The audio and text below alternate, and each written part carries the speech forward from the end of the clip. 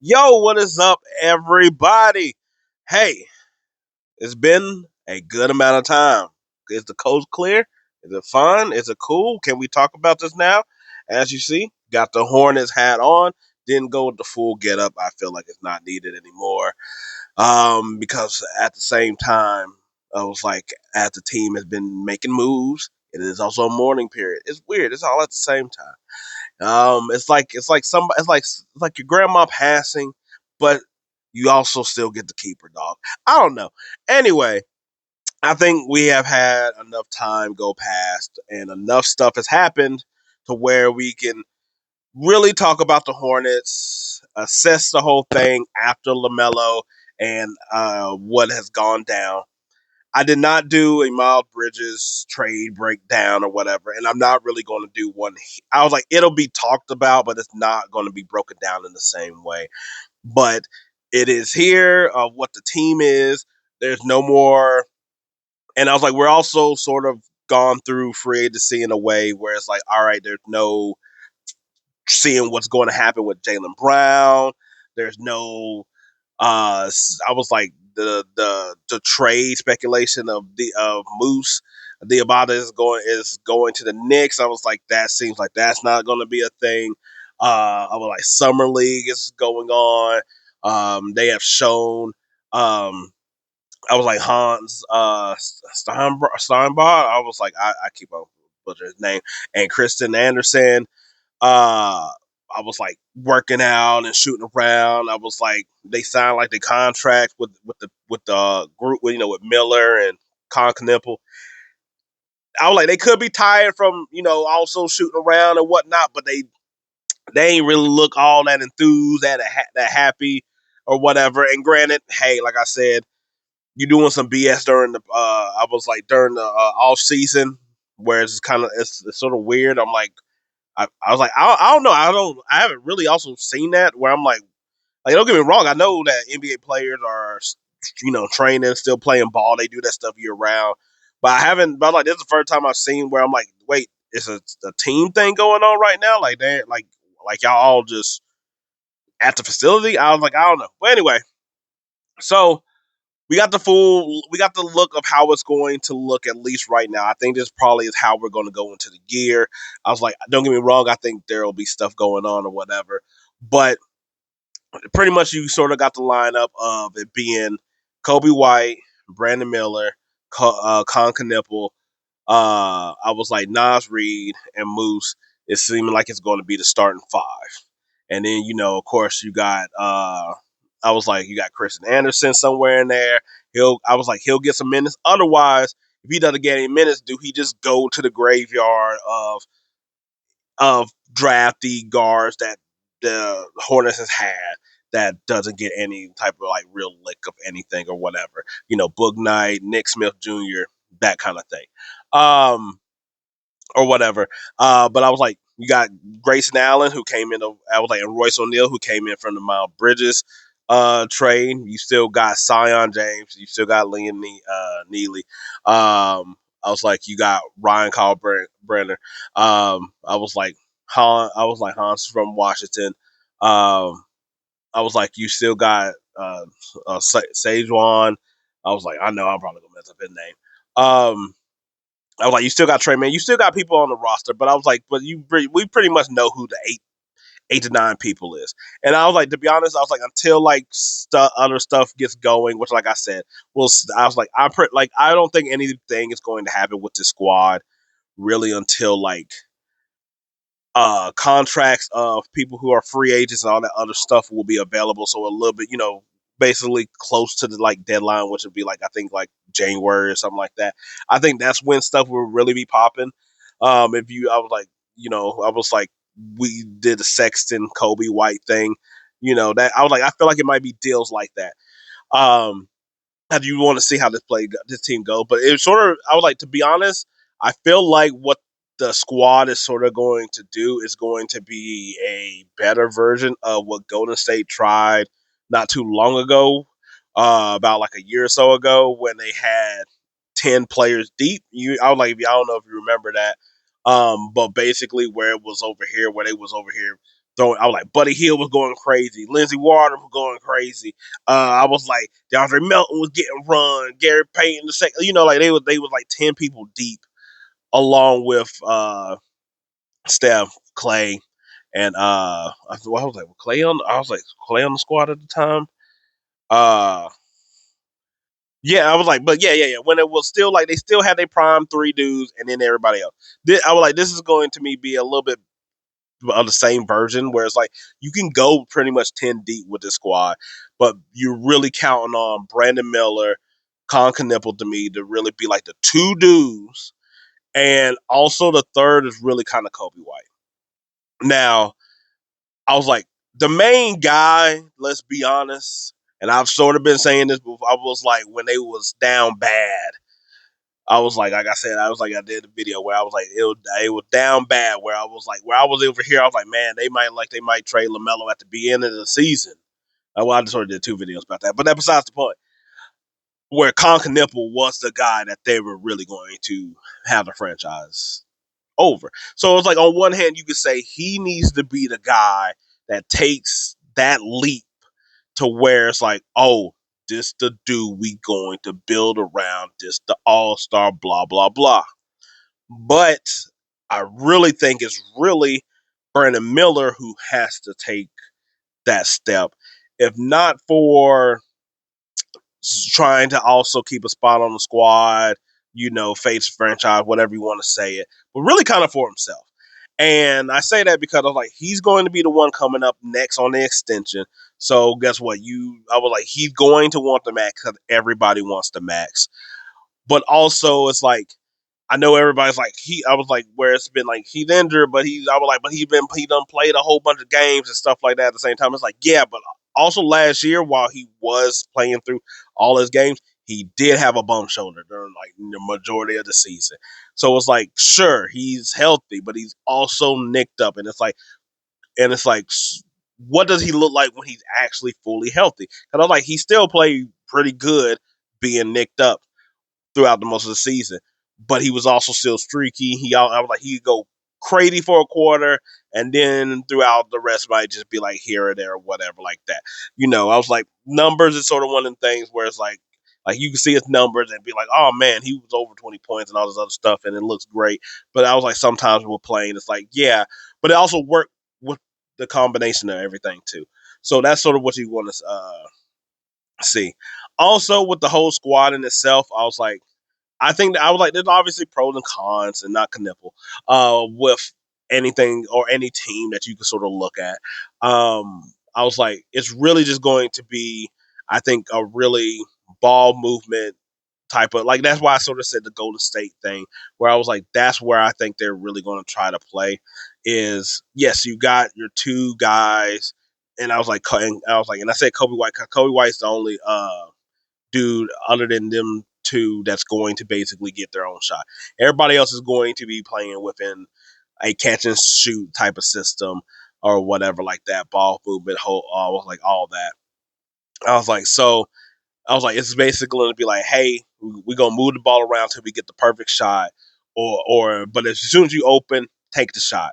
And I was like, look, you got nothing but shooters on the squad outside of your five. So I was like, every spot on the court, everybody is going to be able to shoot at a good enough clip that you're going to have to stay on them. So, hey, I was like, you already sort of have like your system set up. And even though there's going to pretty much be half the team is new, and half of the player that you're going to be incorporated is going to be new, but you still got a good enough amount of people there that is going to already know what was going on beforehand. And I think what also helps with this play style and also what they're trying to do is the fact that you got veterans. So it's like you got Royce O'Neal, who's been in the league for like a decade. Grayson Allen, I feel like has been there for like 40 years.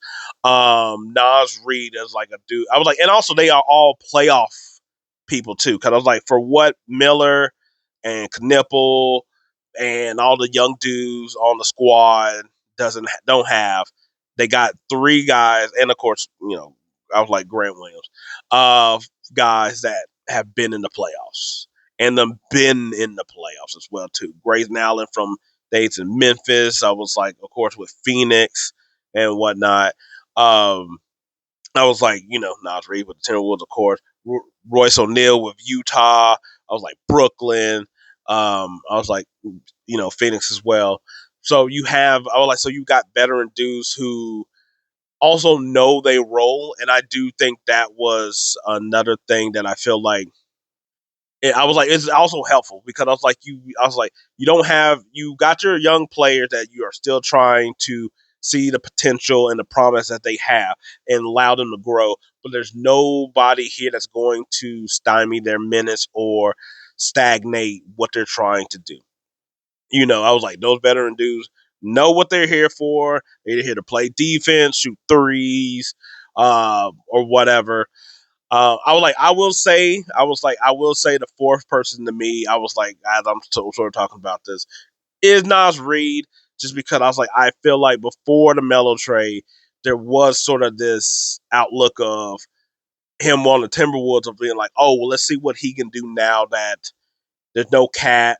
I was like, to no Randall, it's to him now. So he's the guy that can take that extra, get some more shots, seem like what he could do more outside of a 6-man role. Well, I was like, now he's on the Hornets, where it's like he sort of is. I was like, he's going to probably be the third guy in some sense over there with the Timberwolves. Whereas like here, he's probably going to be like the fourth ish, depending on the night type of guy. But I was like, you can still sort of see what he has there. I think the thing with Nas Reed and also this team that they have is that Nas Reed, I think, is going to get a lot more than people think of small ball. I was like, just because I was like, I was like, there's not that really many crazy centers in the East. Embiid's hurt. I was like, Jared Allen is not a big guy. I was like, he's a skinny guy. I was like, there's really not too many big men out there. So hey, you're going to be able to play him at the five sometime. Like I said, this is sort of to me like some Golden State type of stuff. So guess what? You could play him in a way of Draymond, except for it's not defensively. It is just we're going to have 5 people out, and guess what? You can't. I was like, you're going to just have to switch and just figure things out because you're going to have 4 guys probably on the court that can all move the ball, all can like dribble past it good enough to where it's like, and you can never leave Nas Reed wherever he's at. So I was like, that's why I like the Nas Reed picked up. I was like, yes, we lost Melo, but like I said, we're pushing past that. I was like, I was like, this is pros and cons, but I was like, I'm being the positive right here of how this all looks because I was like, Diabate, it was like he is good at rebounds, and he is good. I think of like putting the ball back up because he could do it fairly quickly, but I was like, but also if he doesn't, he's going to have to pass that thing back out because there's really nothing else that he could really do at that certain point. Um, Ryan, he had a moment. I was like, he was really good close up to the basket. We'll see how that improves, or if I think Hans, the dude from Washington, I think eventually probably is going to try to be. I was like, if things go well, how you sort of want with rookies, I think he'll eventually be the 5. I think he'll probably be the 4 for a good portion of. I was like in the first couple years, and to be honest, I was like in this day and age in the NBA, he could be the 4 or 5. It doesn't matter with like say like Moose is still there, in several years. It really doesn't matter. I was like they're sort of interchangeable because it's like what your role is, so it doesn't matter.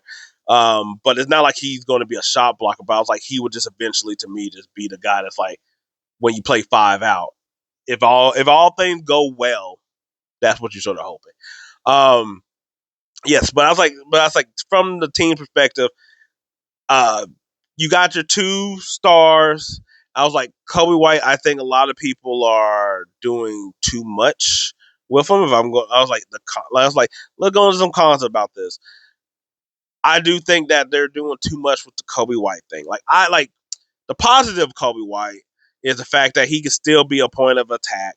I was like he could get his own shot. I was like, he could shoot the three. I was like, he could create enough to where it's like I was like, what you're hoping to get more out of Miller and Khan, that what you don't have at the point guard spot, Kobe White can do the scoring enough that it won't matter.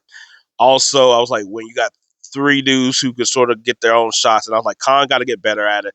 And I seen people try to do the highlights of being like, Wendell Miller and Miller wasn't there, and all this other stuff. And I was like, yeah, but he still got to get better because we also seen what he looked like when it was playoff intensity basketball and his 3 point wasn't falling. There was nothing else he can do and offer you.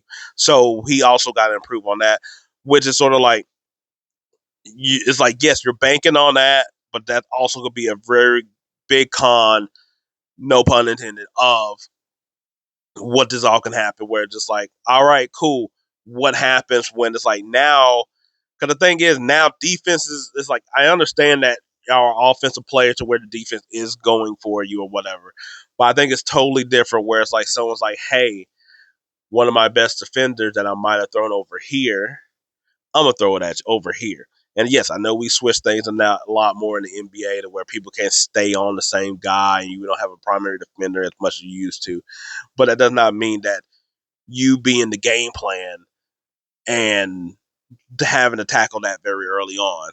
Now I'm gonna say with the ball, that's what you're hoping for, the ball movement. That's what you're hoping for with having all these dudes that can shoot and score and stuff in a set of ways that it will at least allow for your young dudes to try to figure everything out. But going back to Khan, I was like, going back to Kobe White, is the con to me is basically his setup game. And also everybody be like, he's going to be the starting point guard. And I'm like, I was like, this will be better than the Bulls. I will give you that the Bulls team that had different players around or whatever, where Kobe was pretty much, after a while, he was pretty much a two guard. Cause they tried the point guard experiment with him. Didn't really work. He's more of a scoring combo guard that I was like, this is a better team, that his numbers and stuff will look better. And this is sort of the thing where it's like, because I was like, no, I was like, numbers nowadays, I was like, of course, can be used however you want to use it. I'm not even going to the analytics part, but the fact that you can see somebody's like, oh man, they got 8 assists and all this other stuff, and it's like, yeah, and it's like, but that doesn't necessarily mean that they was over here like really giving assists. It's just sort of just the way that the NBA is sort of just play now, that so many people are chucking up shots. The way they sort of count assists, kind of like, it used to be like you had like one dribble or you had a gather. Now they're sort of giving you a couple dribbles and all this other stuff. Like, they're adding away how the assists are, and also in the system that might be over here, that I was like, Kobe will, I think, probably get about 6 assists a game, and it'll be like, see, look at him, and it's like, but that doesn't mean that he's setting anybody up. That just means that he just doing a lead pass or whatever, or something like that. Like they're going to be in transition more. They're going to be doing fast breaks more and stuff like that. So the assist will come easy. That doesn't mean that you're setting anybody up or that's your playmaking in the same type of way.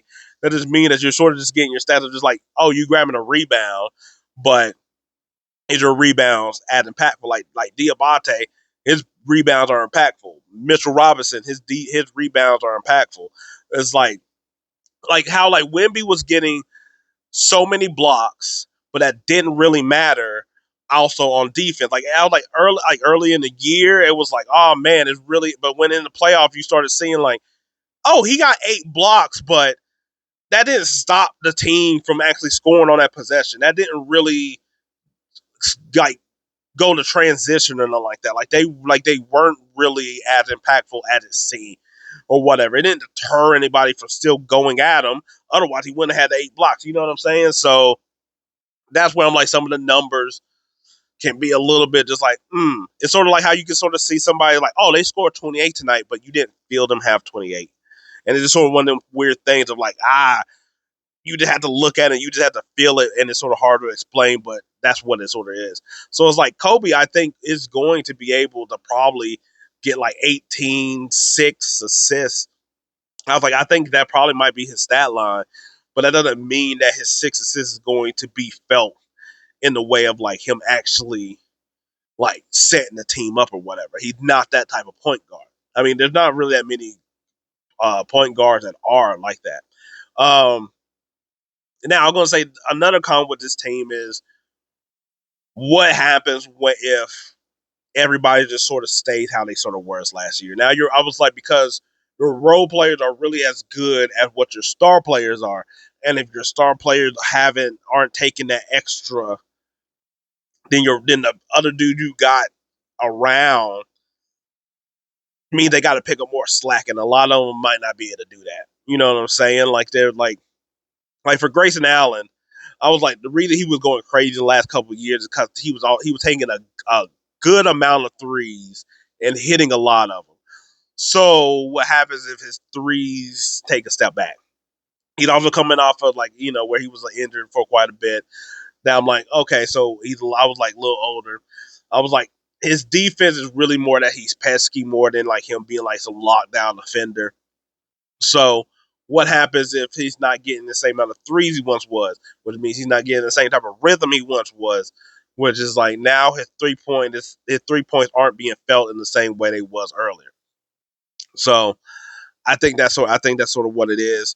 I was like, what if Khan's 3 point don't come around the same way it was last year when he was over here being splashed and all over the place? What about if that other hit and he hasn't built up any more of his other game?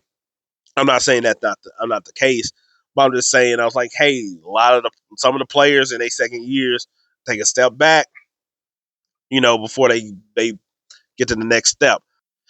Also, I think I was like, it was weird last year because I was like, the injuries weren't crazy. Like it was. It looked like it was bad at the beginning of the year, but then when everybody got healthy, then there was a run that was able to go, and everybody was fine.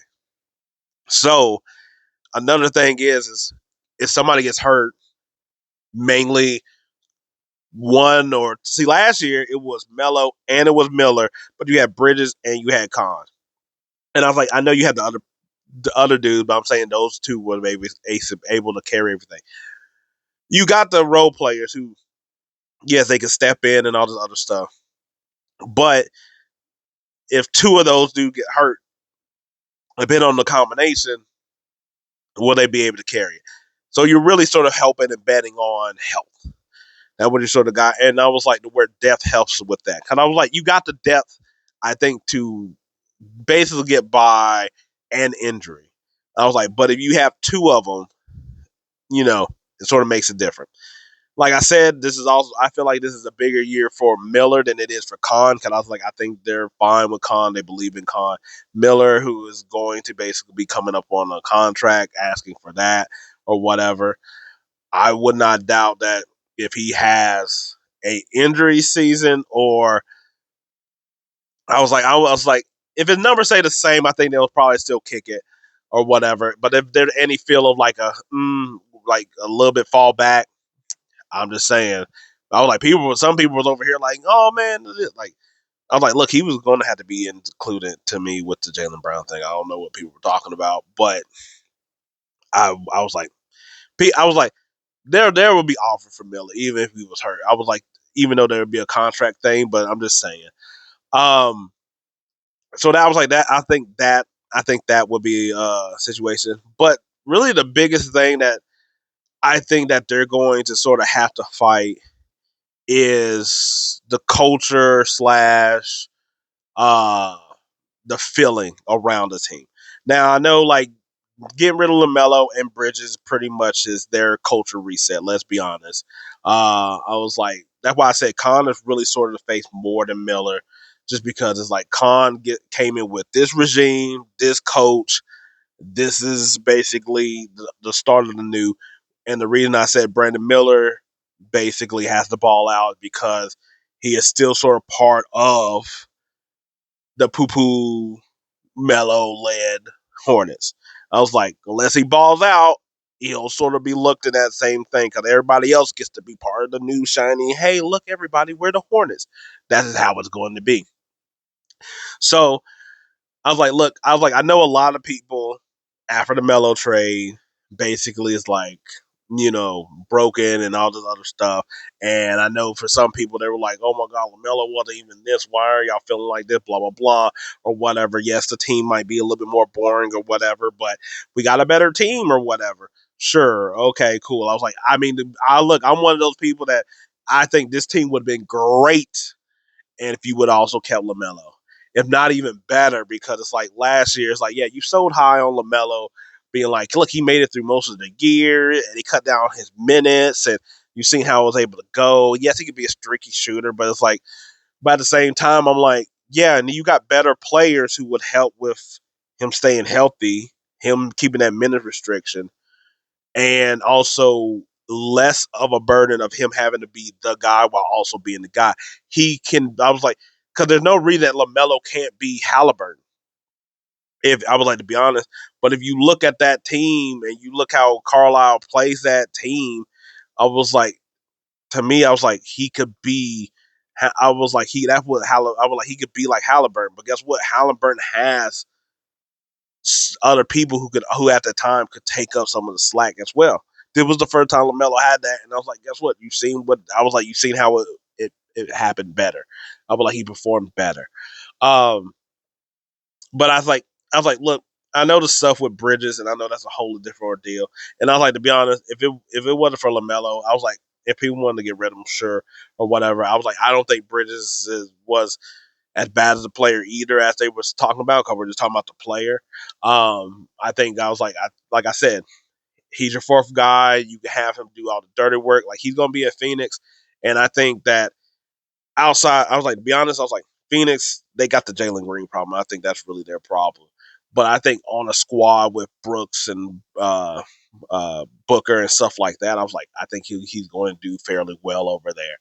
Um, as well. Like, yes, you traded a guy who I was like, he didn't have the potential he had anymore, but you traded, I was like, to him for like two roller players with a lower ceiling. I think where I'm like, when Melo and Miller was out, he was with Knipple and he was helping carrying the team.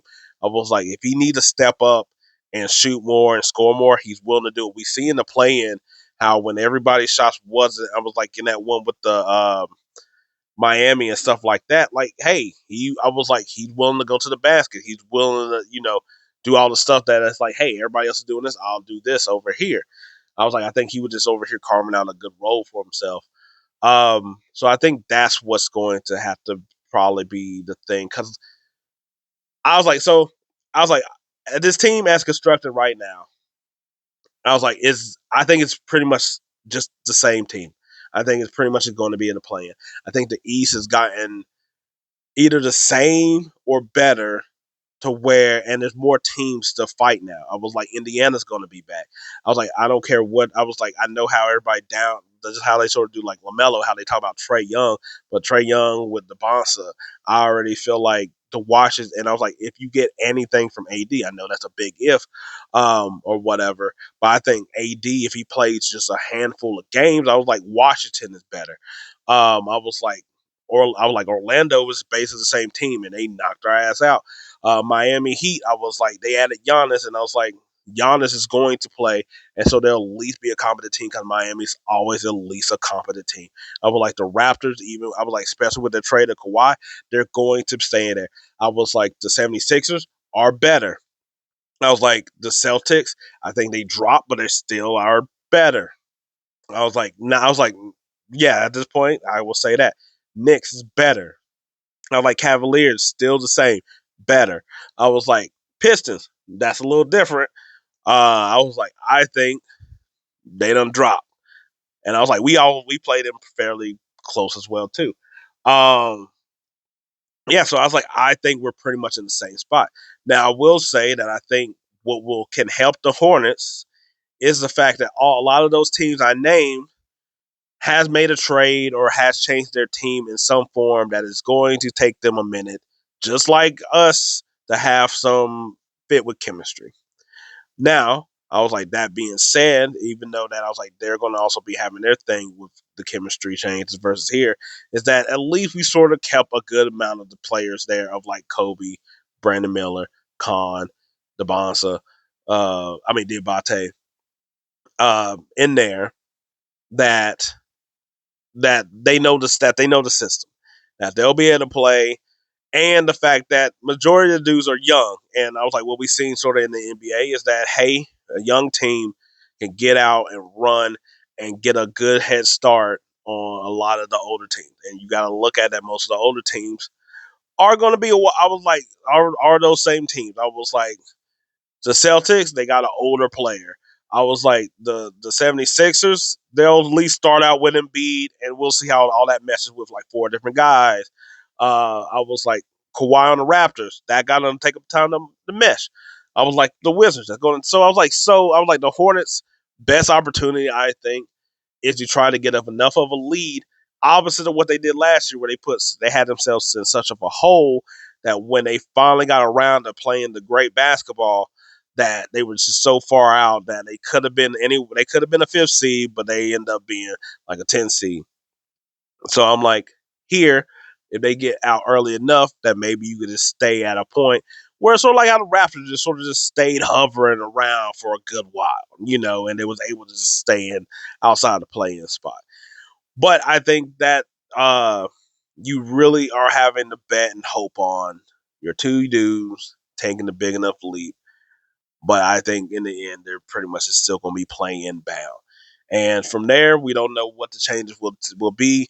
I was like, I would like the $40 million trade exception. I don't.